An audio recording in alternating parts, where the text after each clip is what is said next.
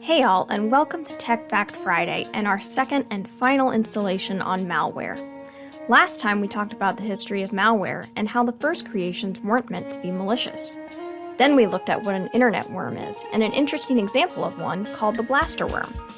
I also told you that the animal malware was an example of a Trojan horse, but not much more than that.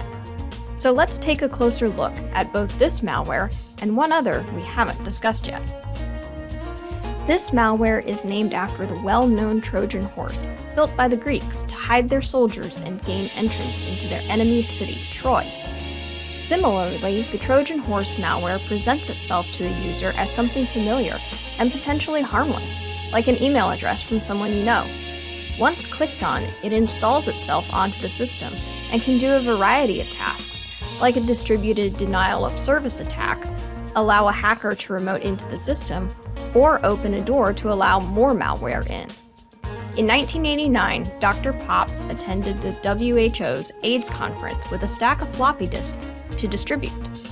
He told the 20,000 recipients that the disks contained a questionnaire to determine a person's risks for contracting AIDS. He did not tell them that the disk also contained a Trojan horse that would lock the computer upon the 90th boot up and then demand payment. Fortunately, Dr. Pop was more well-versed in biology than building malware. The solution to overcome this was shortly discovered and distributed, so the damage was minimal.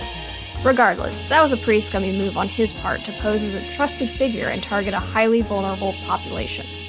But I digress. In addition to this AIDS Trojan being a Trojan horse, it also doubled as ransomware. And it's on this side of the double-edged sword we have our other malware for this episode.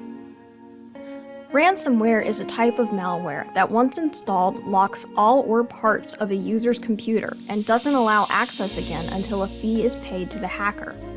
Bitcoin and other cryptocurrencies make it easier for hackers to remain anonymous, whereas in the previous example, Dr. Pop had to give a physical mailing address for victims to send cash or checks to. One of the biggest and most recent examples of a ransomware attack was on the Colonial Pipeline last year in the South and Southeast of America.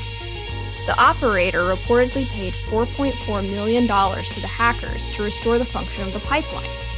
Since this example was such a recent attack and probably still rather fresh in our memories, I'd like to spend the remainder of our time talking about a subcategory of ransomware, RAAS, or Ransomware as a Service. RAAS enables hackers to use their talents for evil by allowing them to take a commission for the ransomware they produce.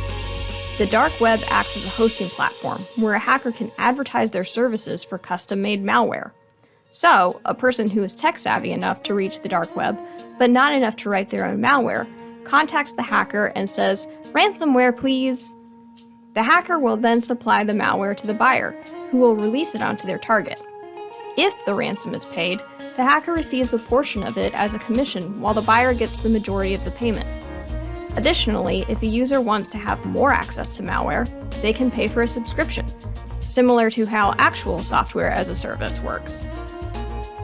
As a weird, dark parallel, these subscription services and RAAS kits have round-the-clock support teams and forums, and even user reviews. I guess if you're paying money to commit a crime, you want to know you're not getting scammed. But seriously, if you're ever the victim of a ransomware attack, the US government and several cybersecurity firms like McAfee discourage paying the ransom, in part because there's no guarantee the hacker will hold up their end of the deal. In fact, 92% of businesses that experienced a ransomware attack and paid the ransom were still missing at least some of their data after their access was restored. So, what should you do? Well, there are several sites that give guidance on that, and we'll link to some of them in the description. Additionally, No More Ransom is an organization that can help identify the type of ransomware a user has been infected with, and also give access to several decryption keys for free to unlock hacked files and data. Hopefully, as more ransomware keys are developed and made freely available, this form of attack will become less profitable, and therefore less appealing to hackers. That's all we have time for today, but before we go, leave a comment and let us know what you thought about our two-part series on malware. Remember to share, like, and follow for more content like this. Until next time, it's time for an upgrade, a technical upgrade.